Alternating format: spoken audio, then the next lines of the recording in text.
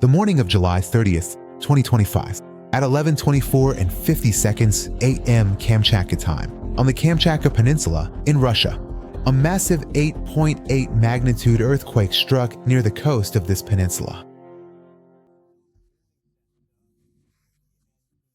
This earthquake triggered tsunami evacuation warnings in several countries across the Pacific Ocean, from Russia, Japan, and the United States, especially Hawaii, Alaska, and the West Coast, as well as Canada, Chile, Ecuador, Peru, Colombia, Costa Rica, and New Zealand, all the way to Papua New Guinea, the Solomon Islands, Guam, Samoa, the Cook Islands, and northeastern Australia. That is, any country with a coastline on the Pacific Ocean. But contrary to concerns, a deadly tsunami disaster did not occur. So, over the next 24 hours or so, one by one, countries reduced or completely lifted the warnings and told residents of coastal areas that they could return to their homes. The only fatality reported from this earthquake was a woman in Japan, and even she did not die from the earthquake itself, but rather indirectly, when she fell off a cliff while fleeing by car. But the question is, how did an earthquake with a magnitude of 8.8 occur, yet the casualty rate was so low? So stay with me until the end of this video, because I want to tell you a story that's both scientific and exciting, and full of unexpected twists. The secret of how a terrifying earthquake can turn into a tsunami, awaken volcanoes, flood cities, and yet cause no casualties.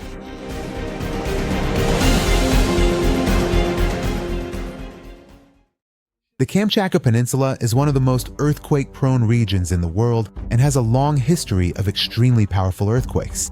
This region is located on one of the most dangerous parts of the Pacific Ring of Fire. The Ring of Fire is actually a horseshoe-shaped or C-shaped belt around the edge of the Pacific Ocean, where more than 75% of the world's active volcanoes are located, and about 90% of the world's major earthquakes also occur along this belt.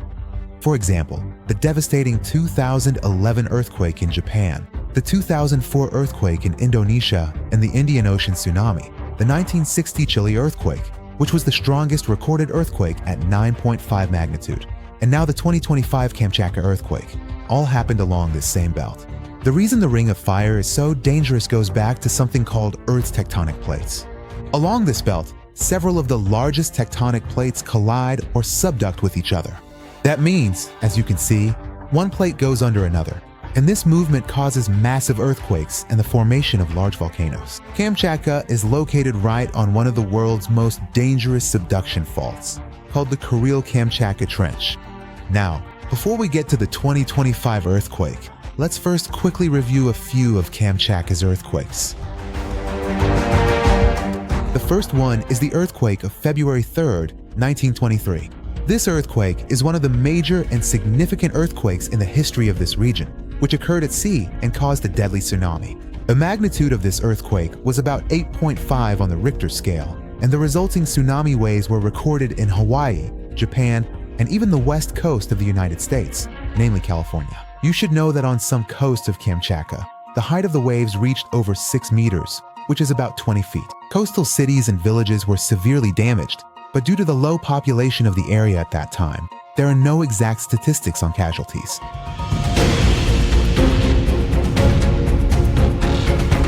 Let's go to November 4th, 1952. This earthquake was also one of the strongest and most destructive earthquakes of the 20th century, with a reported magnitude of 8.9 to 9 on the Richter scale. The tsunami caused by this earthquake reached as far as Hawaii and even Peru, and the death toll was about 2,300 people, though most of these casualties were due to the tsunami in Japan.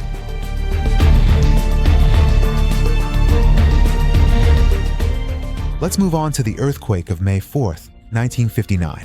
The magnitude of this earthquake was between 8 and 8.3 on the Richter scale, occurring at a depth of 20 to 60 kilometers, 12 to 37 miles below the Earth's surface. The resulting tsunami damaged surrounding coasts, including Kamchatka and the Kuril Islands. Reports on exact casualties and damages conflict, but it's certain this earthquake was severe.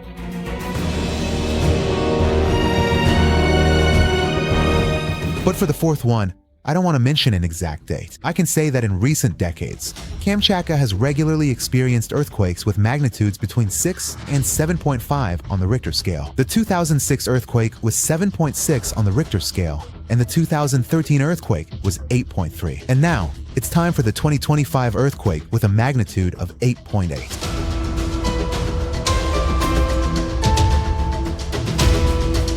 Alright, let's move on to the recent Kamchatka earthquake. Just a few days ago, 10 days before the July 30th Kamchatka earthquake, on July 20th, a powerful 7.4 magnitude foreshock occurred near the main epicenter. The very next day, a 7.0 magnitude tremor was recorded, which itself kicked off a wave of news coverage. But no one knew that the main earthquake hadn't happened yet. But on the morning of July 30th, an 8.8 magnitude earthquake struck near the Kamchatka Peninsula. This earthquake was extremely shallow in terms of depth. It was only about 20 kilometers, or roughly 12 miles, below the Earth's surface. Following this earthquake, tsunami waves of about 3 to 5 meters, 10 to 16 feet, were reported on Kamchatka's shores. You're seeing its image right now. But other areas as well, like Japan, Chile, Hawaii, the west coast of the United States, and some South American countries, were also put under tsunami warnings, and millions of people were forced to evacuate urgently. Also, the eruption of the Klyachevskia volcano began in the morning following the earthquake. In Kamchatka, especially in the city of Sorkursky, some buildings and fish processing factories were damaged.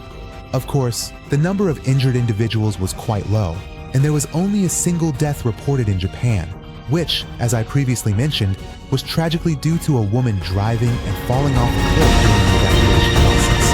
However, despite the fact that this earthquake was extremely powerful and accompanied by a tsunami, volcanic eruptions, and widespread evacuations, within less than 24 hours the tsunami warnings were lifted and people returned to their homes. Although, there is still a 60% chance of strong aftershocks, meaning above 7 on the Richter scale, in the coming days. In fact, it can be said that in the initial hours, the tsunami caused by this earthquake led to widespread disruption in various countries. In Peru, 65 out of 121 ocean ports were closed. In Hawaii, flights to the island of Maui were canceled. In Japan, nearly 2 million people were forced to move to higher ground. And the Fukushima nuclear power plant, which had been destroyed in the 2011 earthquake, was temporarily evacuated. An unprecedented evacuation also took place in Chile, with about 1.4 million people moved to higher areas. However, no casualties were reported, and only waves about 60 centimeters, that's 2 feet, reached the country's northern coast. In the end, the disaster everyone feared didn't happen, and people were told to return home. On the Galapagos Islands in Ecuador, where it was said that waves could reach up to 3 meters, or about 10 feet, people breathed a sigh of relief because the Ecuadorian Navy announced that the danger had passed. Local people said that first the sea level dropped, and then it suddenly rose.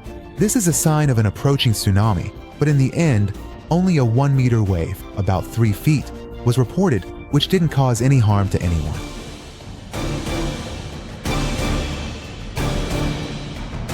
However, the main damage was in Russia, where the Sover and Kielski factories were flooded, and state television showed how buildings and debris were swept into the sea, but only a few people were injured, and even then only superficially.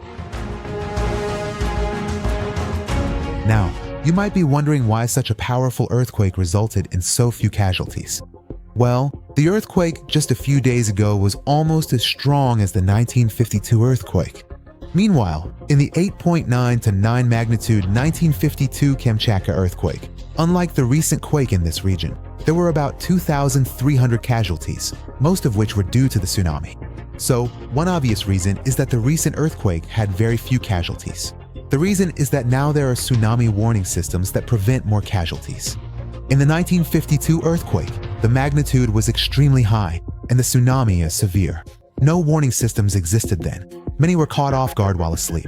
But today, advances in technology and preparedness, like early warnings, quick evacuations, and structural reinforcements, ensured that despite its magnitude, the recent earthquake wasn't deadly.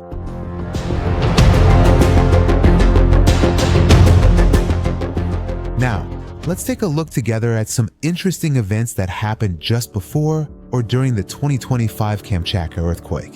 First of all, One strange video that was released showed a surgical team performing a delicate operation during this 8.8 magnitude earthquake. And when the shaking got intense, the medical staff, without leaving their positions, continued with complete focus and calm, even holding the equipment and the patient's body with their hands to prevent them from shaking or falling. This video was widely shared on social media and became a symbol of heroism, focus, crisis management, and the courage of healthcare defenders during disasters.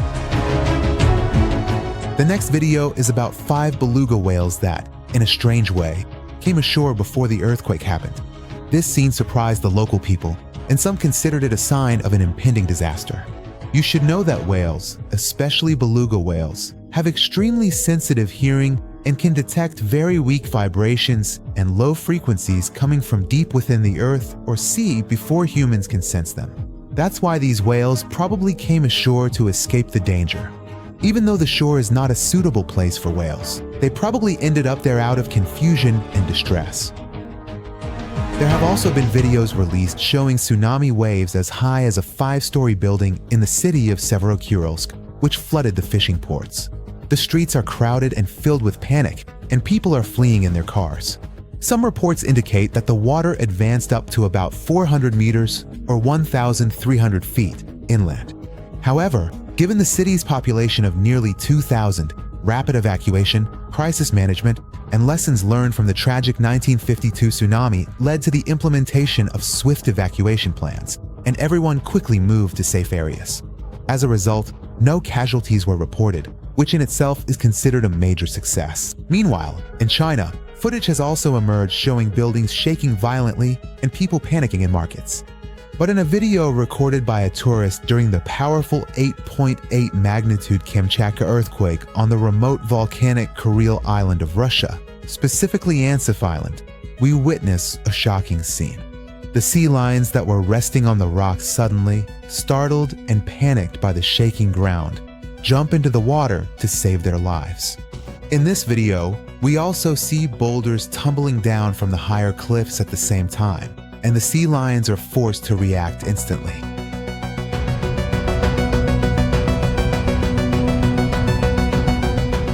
In short, the 8.8 magnitude Kamchatka earthquake in July 2025 was not only one of the most powerful earthquakes of recent decades, but according to geologists, it's the strongest earthquake recorded worldwide since 2011. That was the same year Japan made global headlines with its devastating 9.1 magnitude earthquake and deadly tsunami. From a regional perspective, this earthquake also set a record, because since the historic 9.0 magnitude earthquake in Kamchatka in 1952, no quake in the area had matched the strength of the 2025 earthquake.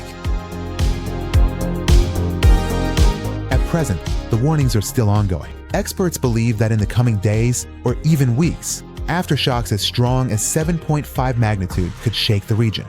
So, although the main shock is over, the real danger might still be on its way. Although there is a considerable level of preparedness, with Russian emergency forces and the military deployed in the area, shelters open, and emergency communications established.